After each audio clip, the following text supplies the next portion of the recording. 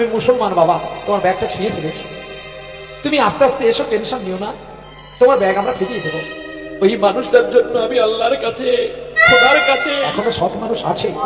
এই কয়েকদিন আগের ঘটনা, এই দুর্গা নবমীর দিনের ঘটনা। আমি গান করেছি আপনার উস্তি থেকে আরো কতটা দূরে ভেতরে, একটা মুসলিম পাড়ার ভেতরে। ওখানে আমি গান করে, একটা না হবে ষষ্ঠী থেকে গান চলছে, গান করে আমি ফিরছি নবদ্বীপে। আমি সাঁতরাগাছি পেরিয়ে চলে গেছি, জাস্ট ডানকুনির ওভারব্রিজটা ক্রস করবো। ওইখানে আমার মনে হয়ে গেল যে আমার ব্যাগটা কোথায়। যখন আমি আমার যিনি ম্যানেজার, যিনি গাড়ি চালায়, তাকে বললাম, বাবু গাড়ি, আমার ব্যাগ কই রেখেছি, যে তো আমার খুব খিদে লেগেছে, ব্যাগে একটু বিস্কিট আছে, একটু খাবো। যখন ব্যাগের কথা বলি তখন ও কিন্তু ব্রেক করে গানটা দাঁড় করালো। পেছনের সমস্ত শিল্পীদের বলল যে দাদার ব্যাগটা দাও। কিন্তু যেখানে গান হয়েছিল তার কিছুটা দূরে, মানে তার প্যান্ডেল পর্যন্ত আমাদের গাড়ি পৌঁছতে পারেনি, একটু দূরে গাড়ি থেকে গেছে। তো সেখান থেকে আমরা টোটো করে এসেছিলাম। এই আসতে গিয়ে একটা দোকানের কাছে আমাদের সম্প্রদায়ের কেউ না কেউ ব্যাগটি রেখে দেয়। আর ব্যাগে ছিল আমার টাইটন ঘড়ি, দুটো স্মার্টফোন এবং 41,000 টাকা, এবং গানের খাতা, নামের মালা, নামের ছোলা, শ্রীমদ ভাগবত। তাহলে এখান থেকে আপনার ডানকুনি যেতে নিশ্চয়ই 2 ঘন্টা সময় লেগেছে। আমি যখন আমাদের একজনের ফোন থেকে ফোনটা কল করি, তো একটি ছেলে ফোনটা তুলল। যেই ফোনটা তুলেছে, আমার ছাতির তার প্রাণ নেই, যেন বেরিয়ে গেল।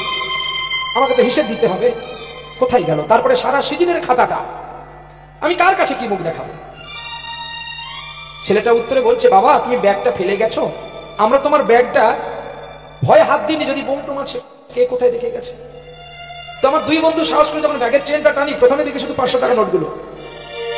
আমরা টাকা গুনেছি, 41 থেকে 42,000 টাকা তোমার কাছে আছে, এবং কাছে আরো প্রণামী বোধহয় তোমায় কেউ দিয়েছিল। তারপর যখন মিডিল চেনটা টানি না, তোমার নামের ঝোলা, আমি মুসলমান বাবা, তোমার ব্যাগটা ছুঁয়ে ফেলেছি, তুমি আস্তে আস্তে এসো, টেনশন নিও না, তোমার ব্যাগ আমরা ফিরিয়ে দেবো।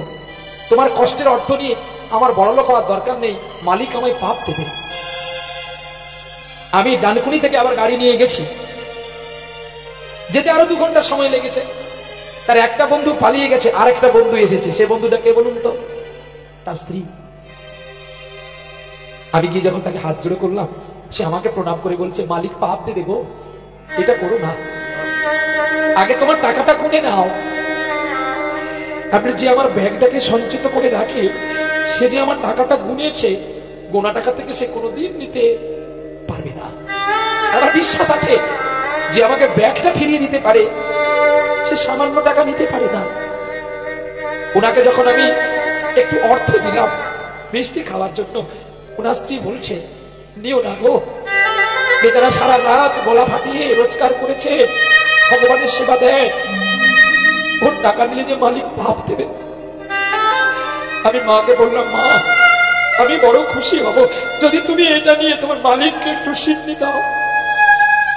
এখন যে মানুষ সৎ আছে, আমাকে তুমি প্রমাণ করালে, ঠিক নিশ্চয়ই ওই মানুষটার জন্য আমি আল্লাহর কাছে, খোদার কাছে, ঈশ্বরের কাছে, ভগবানের কাছে প্রার্থনা করি, তুমি শুধু ওর নয়, জগৎকে এমনি করে মঙ্গলে নির্ময় করে তোলো।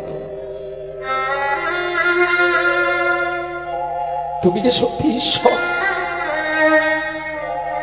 আজকে সেদিন আমাকে তুমি চুরির হাত থেকে বাঁচালে গোপীনাথ, নাহলে তো আমাকে চোর শাস্তি হতো।